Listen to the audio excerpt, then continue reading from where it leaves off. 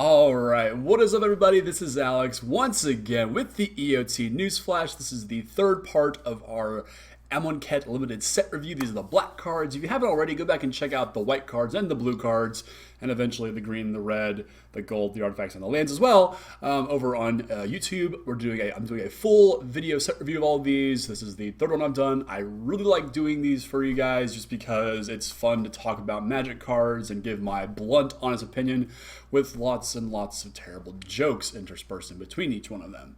So, there are 269 cards in this set. I'm including all of the invocations in this set as well. I didn't put them in my counter set review, mostly because a lot of those were just, well, yes, you play this card because it's super good. Some of these invocations in this set are not very good, and we'll get to a couple of those. Actually, some of them were in blue. Actually, most of them are in blue. But black has some really solid ones. If you have not seen one of these before, basically what we're going to be doing here is a 4-point scale. The ones are the cards you will never play. There aren't that many of them in this set, which is surprising. Usually I give it at least a handful of ones per color. This is not the case this time. 2s are your filler cards. You know, your decent creatures, your decent spells. You know, nothing fancy to write home to mom about. They're just filler. 3 are your premium spells. You know, creatures like Vampire, Nighthawk, Doomblade, Path to Exile, excuse me. Those are the cards, you know, solid premium creatures and removal. Drafted highly, always make your limited decks, whether you're playing sealed or drafting. The 4s are the absolute bombs. You know, these are the planeswalkers, the mythics of the set that just utterly warp the game around them. You roundhouse kick the table over because it's just like, ha ha ha, I win. Kind of me, bro.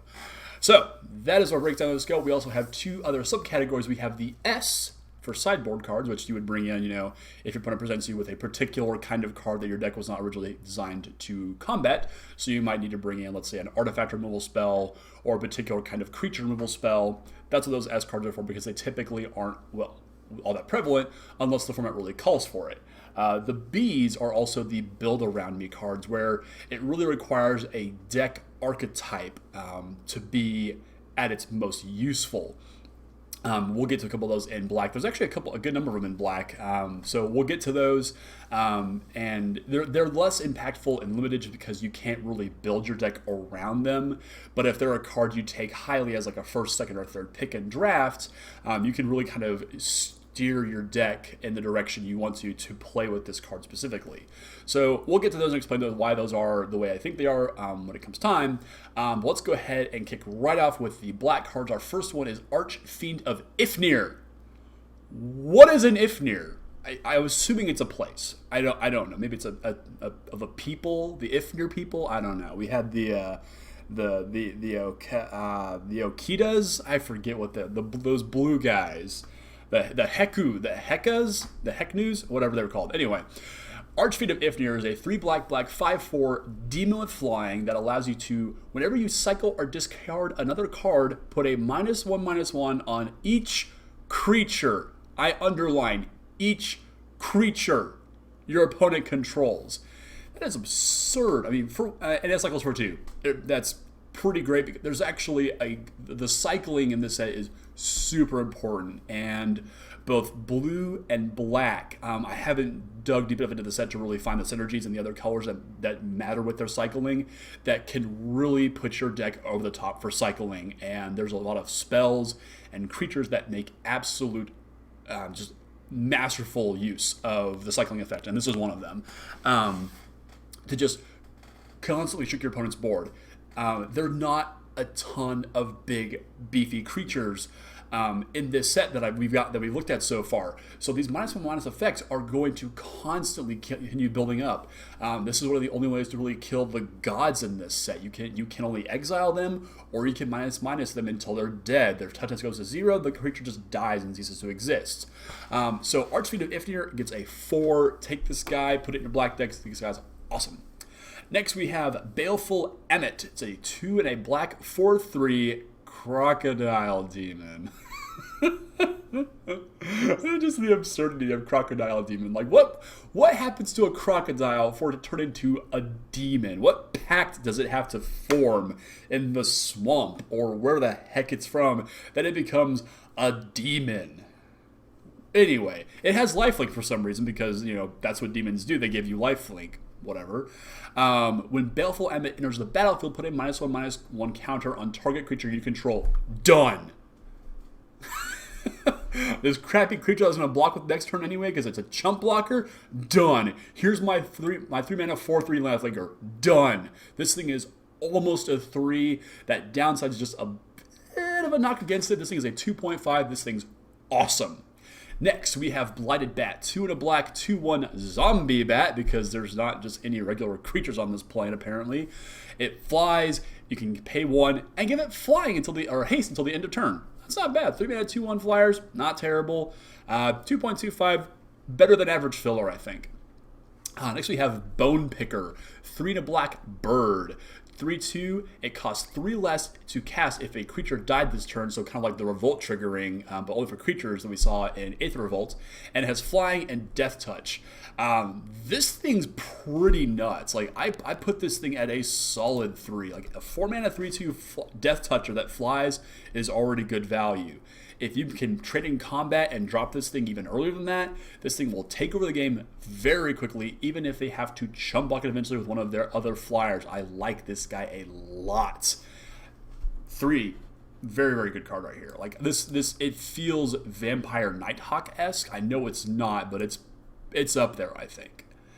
Next, we've got our next set of black cards here. We're kicking off with Bantu the Glorified. This is the black god. It's 2 and a black legendary creature god. It's a 4/6. Has menace and indestructible. Bantu the Glorified can't attack or block unless a creature died under your control. That's kind of important this turn. For 1 and a black, sacrifice another creature, scry 1. Each opponent loses 1 life, and you gain a life. This guy sits somewhere in this weird nebulous 3.5, somewhere in the 4 range. If your deck has a lot of extra creatures running around, tokens in particular, creatures that can be embalmed later on, this thing's absolutely insane, and it goes well with one of the enchantments that allows you to create tokens as long as you can continuously put -1/- counters on there. We'll get to that one here in a minute. But Bantu's awesome here. That 4/6 minutes, it's going to be hard to block this guy, and eventually they have to start, it's indestructible. What's the point of trying to block it? Because it's just going to kill whatever they block with. Being able to drain and gain, and drain your opponent out of the game at some point, and continuously scry through your deck once this guy gets online is really powerful. You kind of have to build your deck around it to take advantage of the fact that you've got to continuously have creatures to sacrifice on your turn, but that's okay. Especially on your opponent's turn, to be able to sacrifice a creature, that kind of sucks, but this guy's still really powerful. I like it a lot. Next we have Cartouche of Ambition, 2 and a black, Aura Cartouche. Enchant target creature you control, and when it enters the battlefield, put a -1/-1 counter. There they are. There are a couple in red and green, but black has the majority of the -1/-1 counter cards on a target creature, and enchanted creature you control gets +1/+1 and has lifelink. That's not terrible. I mean, it's good. It's solid filler. It pairs really well with all of the trials. The black trials particularly gross. So this card's not terrible at all. It's decent filler at best though. Cruel Reality is next. 5 black enchantment Aura Curse. The curses are back from original Innistrad block. These are enchantments that enchant a player. Don't put these on yourself. Put them on your opponents. That's what they're for. Enchant player, at the beginning of enchanted player's upkeep, that player sacrifices a creature or planeswalker. If that player cannot, he or she loses 5 life. Maybe there's some weird corner case that I can't think of yet where you do this to yourself. I can't imagine a world where that's actually a positive thing to do. This is barely filler. We're talking sub 2 here, somewhere 1.5, because if the game goes along and the board's stalled out, you put this down and you just say go, because your opponent now has inevitability staring them down. Eventually they're going to run out of creatures or life. One or the other, they will die this eventually, but it is so slow, and it is a 7 mana enchantment. I am not about to play this card most likely. This is probably an EDH thing, but as it stands, I wouldn't bother playing this in your limited games at all. Next, we've got Cursed Minotaur, 2 and a black for a 3/2 zombie Minotaur with Menace. We've seen this card like a million times in a million different ways, whether it's a Minotaur or just a zombie guy or just some random black creature. It's good filler. 3/2 with Menace is good art. That's good stats. It will kill something when they have to double block this thing eventually. But until they do, this is going to get some chip shots in there. So it's above average filler, but it's not much better than that. 2.25 for me. Next we have is Dispossess with some seriously horrific artwork on there. I would not be surprised if this might be, wait a second. Okay. Story time here. Liliana's Final Demon Master is on Amonkhet somewhere. I think this is him, and I think that thing in its hand is the Chain Veil. I think. We'll see when our definition comes out. Mark Wilson has already kind of confirmed that. Oh, we haven't seen the last Demon Lord. Wonder where he is. I wouldn't be surprised if that's him, and that's the Chain Veil in his hand, because we're dealing with artifacts in this card specifically. So 2 and a black for a sorcery. Choose an artifact card name. Search target opponent's graveyard, hand, and library for any number of cards with chosen name and exile them. Then that player shuffles his or her library. This is a sideboard card, pure and simple and limited. Draft doesn't matter. The only thing I can think of that you would want to bring this in against is probably Oracle's Vault, which is one of the artifacts that allows you to free cast spells from your deck off the top of your library. That's the only thing I can think to bring this in for any other reason. There's only 16 artifacts in this set, and none of them are worth it, except maybe Oracle's Vault and the pyramid, or the thing that lets you generate like Black Lotus every turn, the 3-mana one. Other than that, utter trash. Sideboard it, don't play it, but still, that's very cool art. And if that is the Chain Veil in Liliana's last Demon Master's hand, also very cool. Moving on, Doomed Deserter, aka Doomed Traveler 2.0, but nowhere near as good. 1 and a black, it's you a 1/1 human that when it dies creates a 2/2 black zombie creature this turn, or token this turn. That's sweet. Better than average filler. It gets you another body out of the deal. 2 mana 1/1's not great. The tokens, meh. Doom Traveler was a 1 mana 1/1 that got you a 1/1 flyer. That was a huge rate. That thing was constructed playable, made it all the way to the finals of a Pro Tour, and won that Pro Tour. I don't think this card is going to do the same thing, but it's still pretty good. 2.25, better than average filler. Next we have Dread Wanderer. 1 black gets you a Zombie Jackal 2/1 that enters the battlefield tapped. You can pay 2 and a black to return it from your graveyard to the battlefield.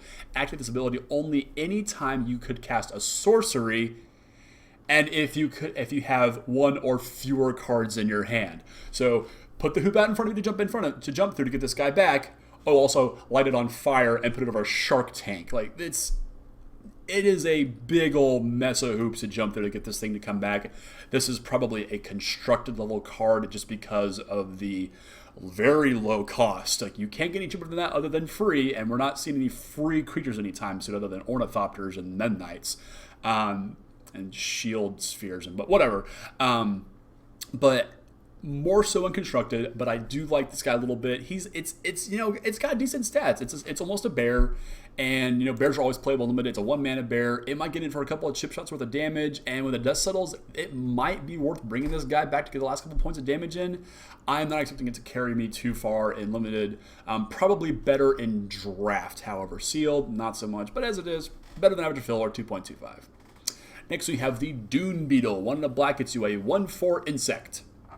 Thing is massive. If you kind of, look at the perspective of the rocks versus the size of that thing's huge. As it stands though, it's a 1. It's a 2. It's a 2. It's just filler. It's that last playable, and you're just like, well, my opponent's playing might be playing an aggressive deck. I need to be able to block. It does that fairly well, but don't bother. Next, we have got Faith to the Devoted. 2 and a black enchantment. Whenever you cycle or discard a card, you may pay 1. If you do, each opponent loses 2 life, and you gain 2 life. Each opponent. 2-headed giant's a thing, guys. This is a 4.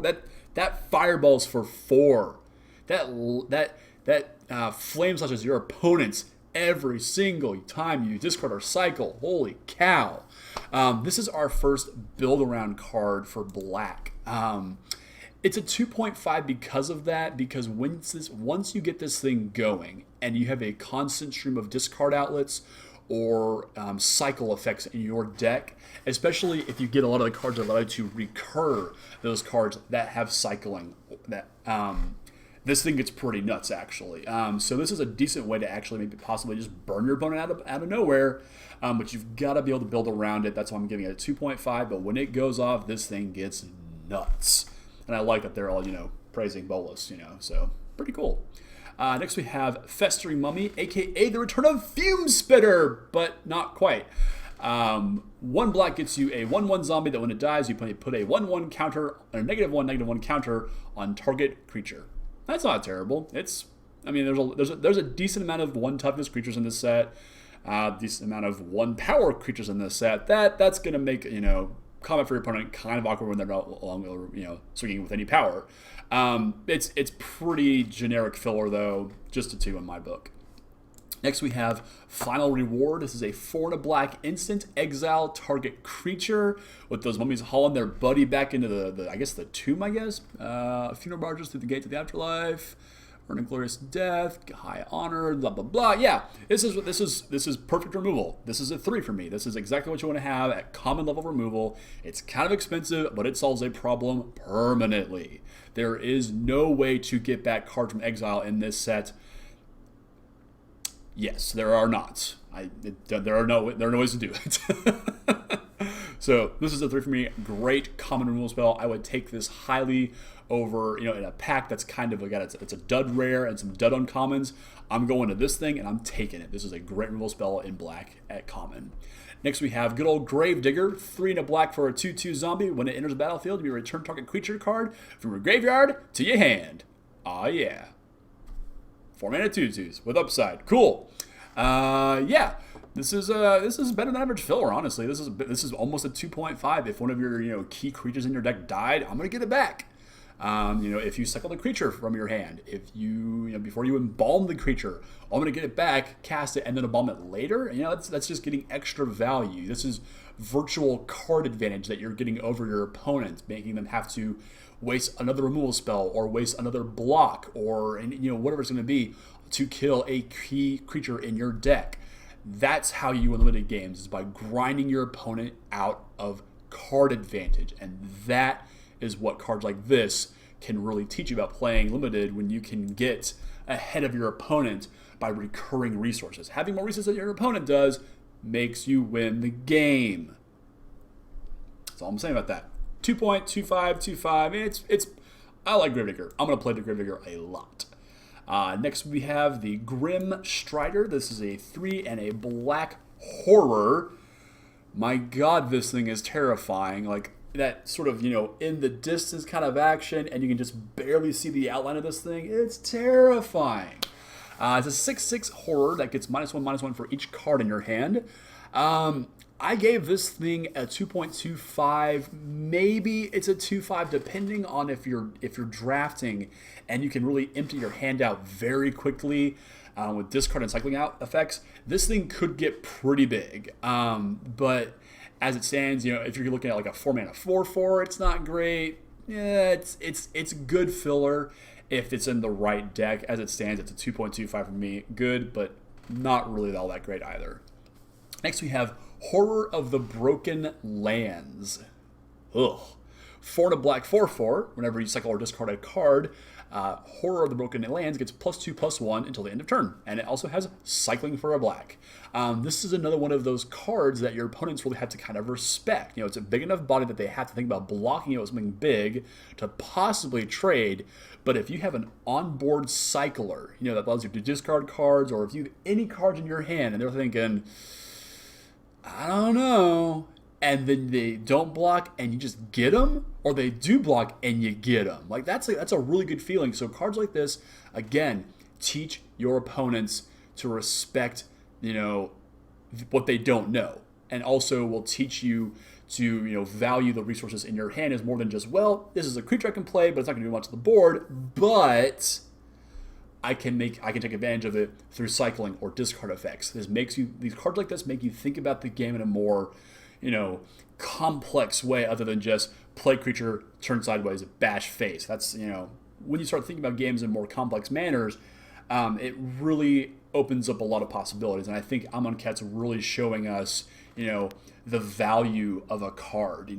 Is it worth discarding it? Is it worth cycling it? How do I approach cards that, have these cheap effects on them? I can just get rid of it for an effect, and it's going to be the test of good players and good limited players that will really kind of show off just how good decks like this, with cards in them, like Horror of the Broken Lands, which it's decent. It's a 2.25. Honestly, it's nothing that great, but they will teach you. It will make you a better player because you're kind of thinking about your cards more than just as creatures. So take that into consideration when you're kind of looking at the set, and when you sit down at your first draft or your first prerelease this weekend, and then really kind of think about what the value of a card is, beyond just it being a creature. Something to think about. Next we have Lay Bare the Heart. Kalima. Man, if you didn't get the Many Faces reference, you will not get that reference. Unless you're pop culturally inclined. And if that's the case, high five to you. One in a black sorcery. Target opponent reveals his or her hand. You may choose a non-legendary, non-land card from it. That player discards that card. Apparently, this was too good to hit Heart of Kiran in Standard. I don't know what the point of that clause on there was. Story something, maybe? True intention line, not in the head, but in the heart. What does it matter if it's legendary or not? I don't know, whatever. 2.25, hand description like this in Limited is traditionally not great, simply because it's just like one for one of your opponent. It's not great. You could be developing your board instead of doing this. And it's not bad for playing more like a slower black control deck, possibly blue-black or black-white, depending on how this format really shakes out. It's not very good though. 2.25 for me though. Now moving on to her Death's Majesty. Liliana, 3 black planeswalker, gets you a 5 loyalty to start off with. +1 allows you to get a 2/2 black zombie creature token on the battlefield, and you put the top 2 cards of your library into your graveyard. Not bad. -3 is Zombify. Return target creature from your graveyard to the battlefield, except it's also a black zombie in addition to its other types, colors and types, so that's kind of neat. And -7 destroys all non-zombie creatures. Dead. Not quite damnation, but pretty close though. Traditionally, Liliana allows you to kill other creatures with her abilities. But I like the fact that she's finally able to defend herself without really putting herself in danger. Like Liliana the Veil puts herself precariously close to just being dead when you want to defend yourself with her minus ability. Liliana the Last Hope is a little bit different, that it just allows you to continuously shrink a creature. But this is actually creating bodies and getting you virtual card advantage. Again, there's that term, virtual card advantage. Putting cards in your graveyard when you have things like Embalm will allow you to take advantage of those creatures without worrying about, oh man, I just lost my monsters in the graveyard now. But, it has Embalm, not a problem. And of course, there's other cards like Gravedigger that lets you go and get back creatures from the graveyard. So think about those abilities. When it says put your cards in your graveyard, your players might go, that's not very good. It's very good. Liliana's a 4. She's insane. Next we have Liliana's Mastery. I'm assuming that every Planeswalker in every set moving forward is going to get one of these cards. We got Gideon's Intervention in white and also in this set, so I'm assuming that's kind of the format going forward, but whatever.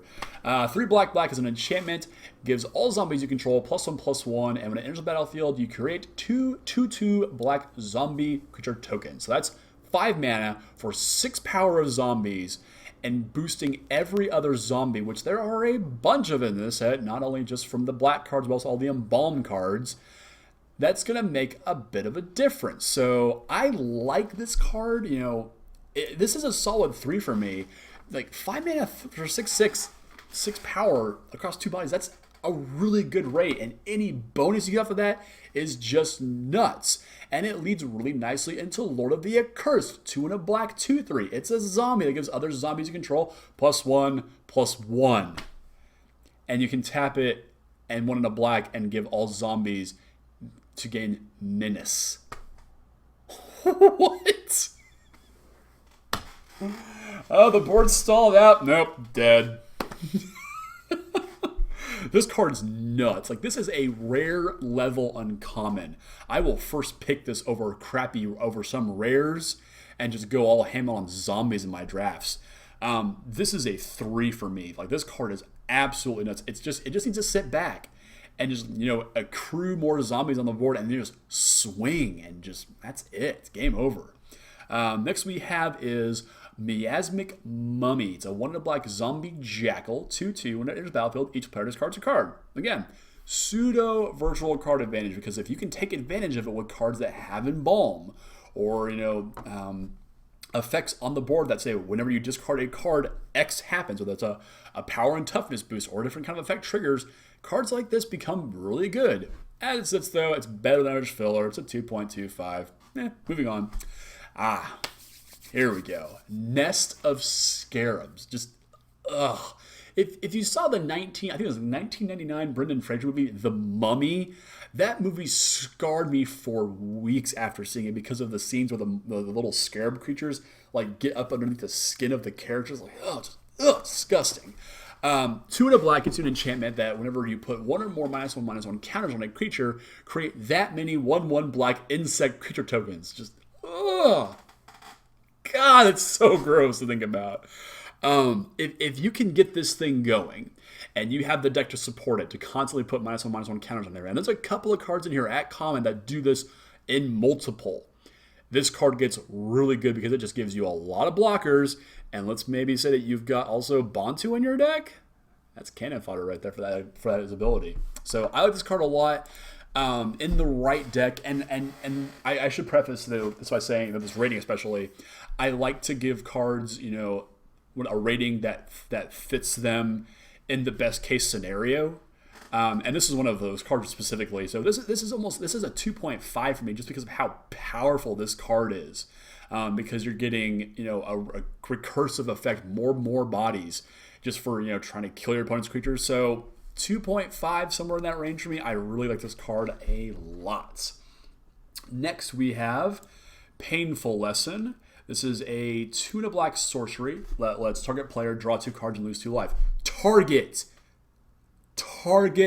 player is very important. Is your opponent at 2 life? They're dead. It happened to me in Standard a couple times. I believe it was Sign in Blood, I think is a targetable spell, I believe. Same effect here, but yeah. Again, this is a very good piece of filler right here. This is a 2.25 for me.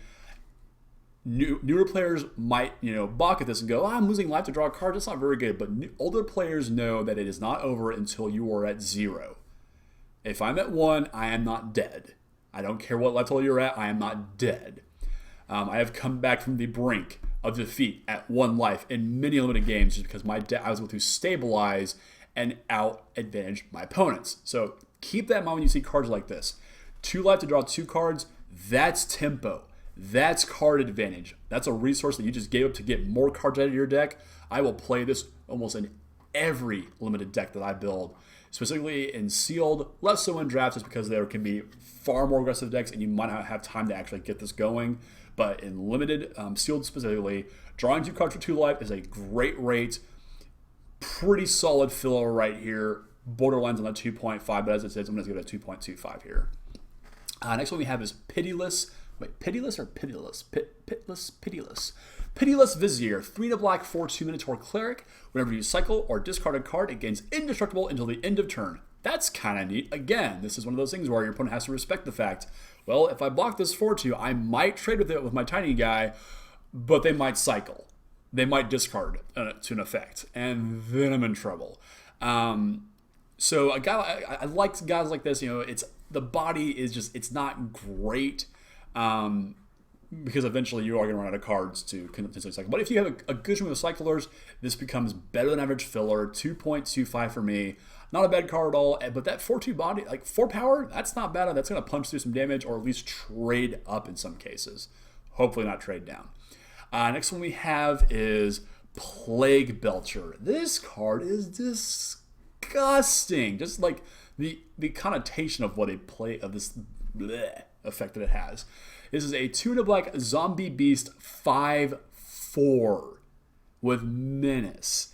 When it enters the battlefield, put 2 -1/- counters on target creature you control. Whenever another zombie dies you control, whenever another zombie you control dies, each opponent loses 1 life. This is what you do with this card. Have zombie in play. Play zombie or Plague Belcher.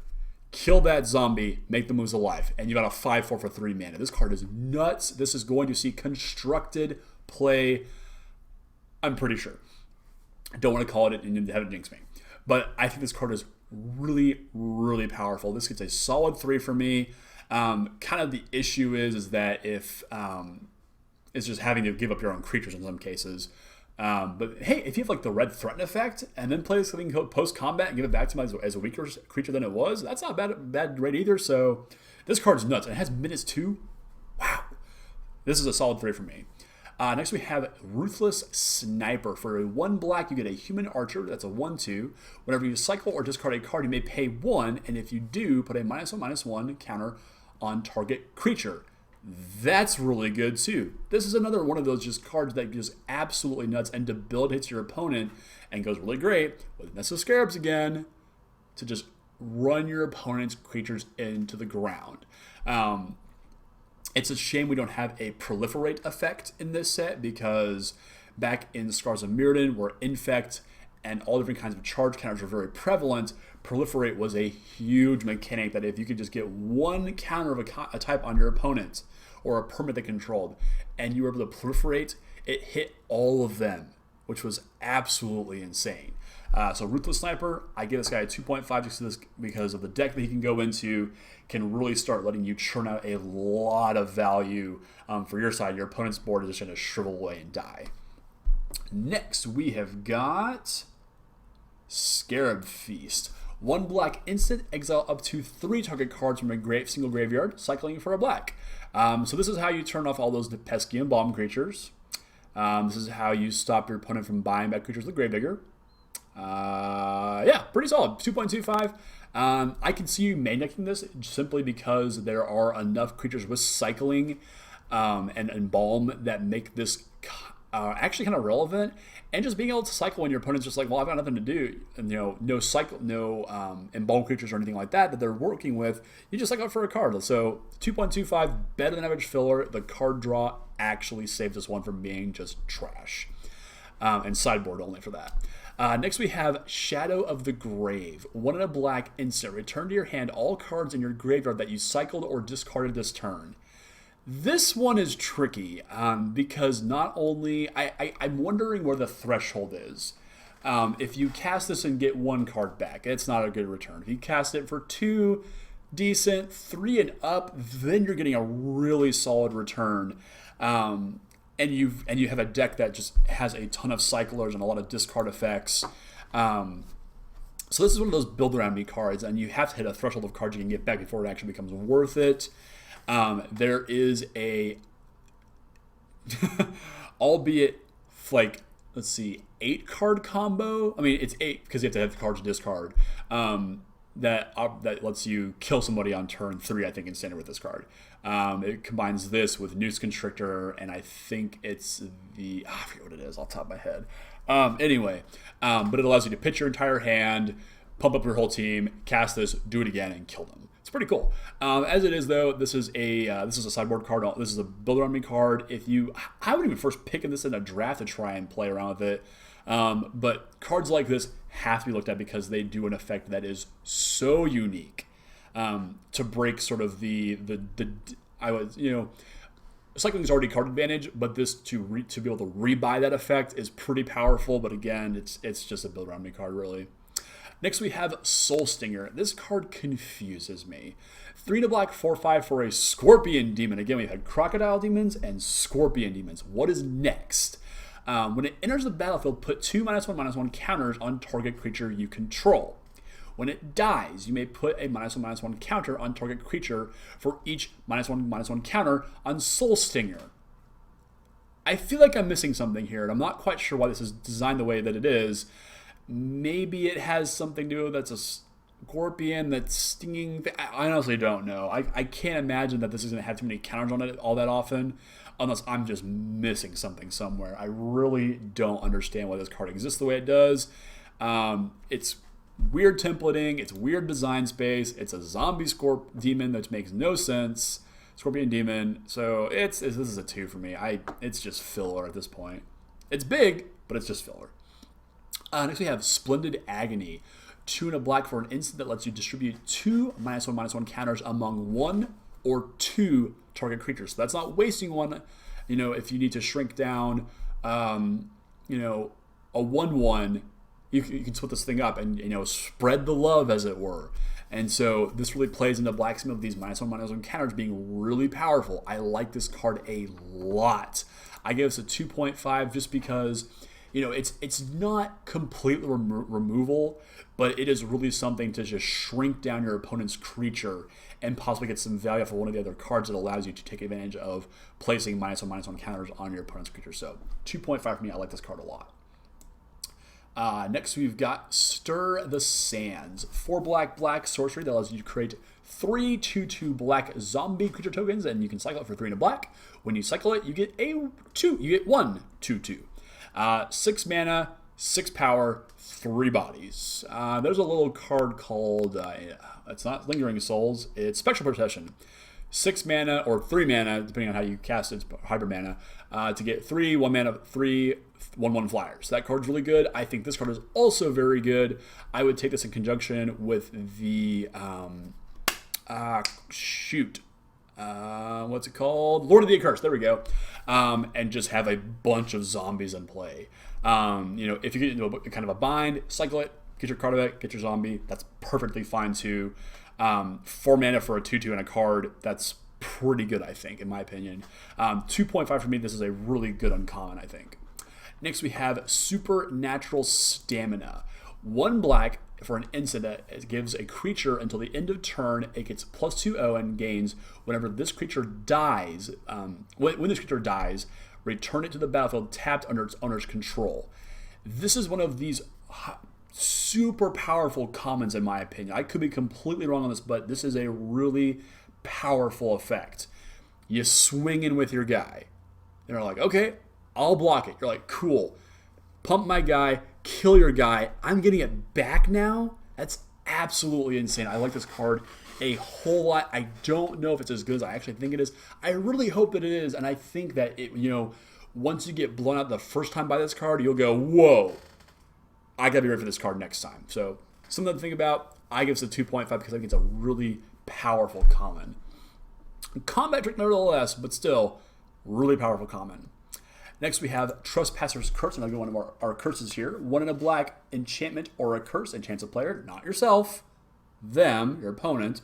Whenever a creature enters the battlefield under an enchanted player's control, that player loses 1 life and you gain 1 life. There is nothing better than playing like this slow, kind of grindy mid-range, maybe pseudo-control deck, playing this on turn 2 and just saying, all right, opponent, you've got a limited amount of time to get around this now, because every creature to continue putting pressure on the board is another life loss. And obviously it's a single life, big deal, whatever.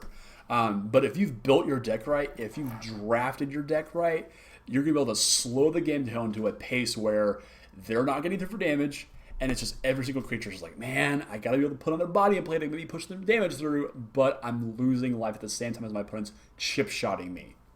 I think this is cool. I give it a 2.5. I love cards like this that allow you to just put pressure on your opponent for doing things that just naturally make the game of Magic go along its course. Playing creatures is how Magic is played. Despite what some of us old players might think, where it's just, nope, keep all cards in hand, storm kill you. Anyway, moving on to Trial of Ambition. 1 in a black. When it enters the battlefield, target opponent sacrifices a creature. It's an enchantment, obviously. And when you have a cartouche into the battlefield under your control, return it to your hand, which is pretty cool. So this is a repeatable edict effect. It's a little less powerful because of the fact that so many tokens exist in this set. zombies and bomb creatures and things like that. So you might not get the maximum value out of it, but if you've got the ability to play a couple of cartouches in your deck, which all in their own right are playable, I think, to be able to chain this over and over and over, heck, if you have multiple, to constantly have your opponent constantly sacrificing creatures, I think this is a really great effect. 2.252525 for me. It's a really powerful uncommon.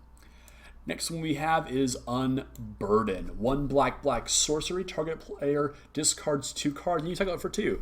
So, Mind Art is playable. Mind Art that you can cycle when you draw it in the late game and your opponent has no cards in hand is even better. I gave this a 2.25 just because, Mind Art's not that great, but it's really good filler. This is above average filler at that point. So 2.25 for me. I like this card a lot, actually.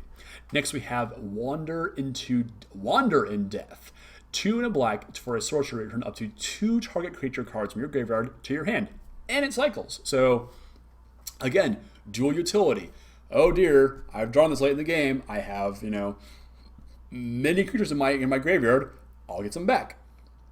Or you draw early in the game and you're just like, well, I'm not going to waste, this card rot in my hand and not having creatures died yet. I'll just cycle it right now and just get a new card. Like cards like this have dual utility. Again, show players the value of a card. And I like this card a lot, actually. I gave it a 2.5-ishy because of just how powerful it is to get back creatures from your graveyard. Make your opponents waste another kill spell, another attack step to try and grind you out of cards is a good rate. And for 3 mana, that's not bad at all. So it sits somewhere in that kind of 2.25-y, 2.5-y range. I like this card a lot personally. Next we have Wasteland Scorpion. It's a 2 and a black 2/2 Scorpion with Death Touch. Already good. And it cycles. This card's nuts. This is another 2.5. This is another super powerful black common. A lot of the black commons in this set are very, very good if you ask me. Just be able to block whatever big thing on the ground and permanently kill it, and just make sure it dies. That's great value for you. And if I don't know why you would cycle this, honestly. I mean, unless your opponent just has nothing but flyers, and then you got a reason to cycle it, but whatever. Anyway, 2.25 for me, really solid filler creature right there for me. Next we have Never to Return. That's actually the way you pronounce these cards. It's the top half to the other half. It's, play on words, whatever. Never is a 1 black sorcery. Destroy target creature or planeswalker. So there's your Ruinous Path of the set. Not Downfall because Downfall's too good apparently. And Return is 3 to black. Aftermath can only be cast from your graveyard. Exile target card from a graveyard. Create a 2/2 black zombie creature token. That's not terrible. 3 mana unconditional removal. That's a 3.5 for me. With upside, even better. So, yeah, first pick this. It's going to kill something. Excellent card. Now, let us move into the Black Invocations. I do not have the arts available inside the browser I'm on, so sorry about that. But we'll start off with Attrition. I'm going to break out the handy iPad again, as Siri tries to tell me she's not being compliant. All right. Oh, shoot. There they are. Okay. So, our first invocation in black is Attrition. And this card is actually kind of gross. 1 black for an enchantment. You pay a black and sacrifice a creature. Destroy target non-black creature. Sure, the condition's a little weird. Back in the day, a lot of black removal had a condition, Terror, Doomblade, Go for the Throat, Victim of Night, things like that. With the ability to sacrifice a creature, especially if it's like fodder, to have this in play, chump block with a token, sacrifice it, kill their bigger guy, or, whatever you're going to do with it, it's just absolutely insane. And if you have a constant of token generators like this set kind of has a sub-theme of, this is going to do a lot of damage and just grind your opponent out of resources. I gave this one a 3 because it is just such a damaging card if it's left unchecked for too long. Really like it. Next we have is Diabolic Intent. 1 and a black for a sorcery as an additional cost to cast. I hate that phrase, cost to cast. It's so weird to me to hear that said. Sacrifice a creature. Search your library for a card, put it into your hand, shuffle your library. I like a good old demonic tutor. Even if I'm sacrificing a creature, it's a token or it's an embalmed creature. Don't care. Excellent. Next we have, I get it a 2.5 just because tutor effects are great, but they're really great when you have an actual, good card to go and get, not just, generic creature number 3. Next we have Entomb, 1 black instant. Search your library for a card and put that card into your graveyard, then shuffle your library.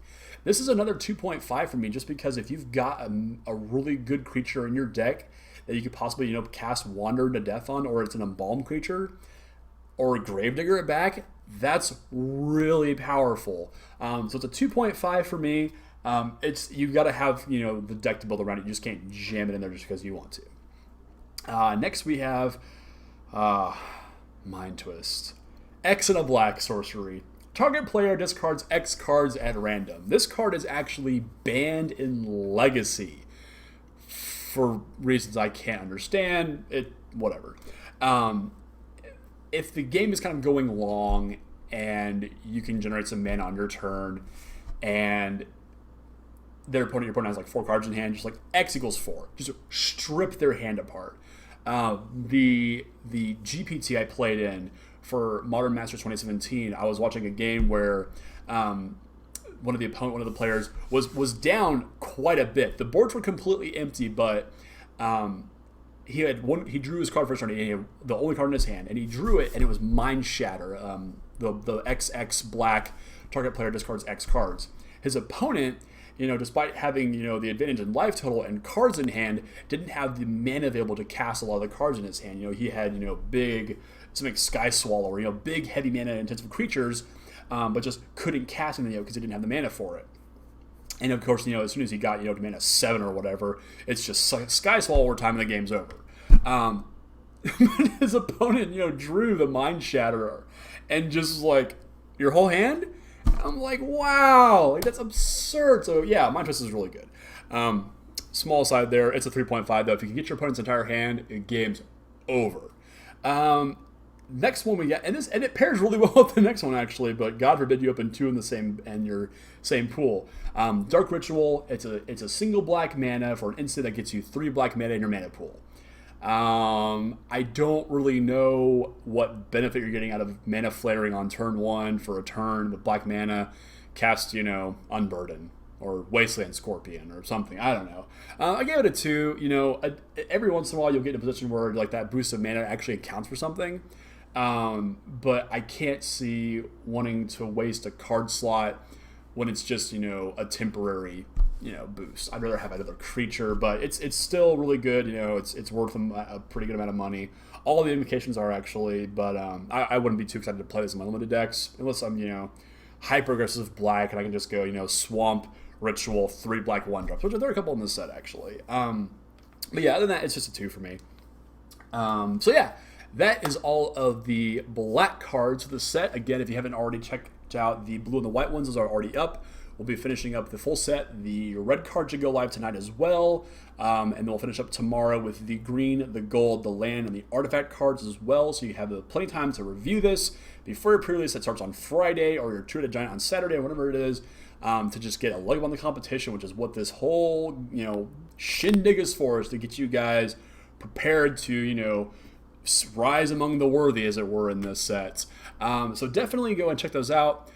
Leave comments in the comment section below. What's your favorite black card in the set? What are you most excited to draft around? What's your strategy for limited? Unless you don't want to share that, but whatever.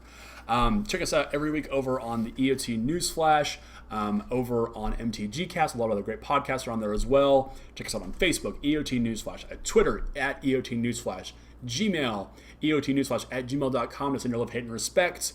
Don't forget to subscribe to the channel. I've done lots of really, kind of fun videos. I did a Persona 5 review. I did some Eternal streaming the other night. That was a lot of fun.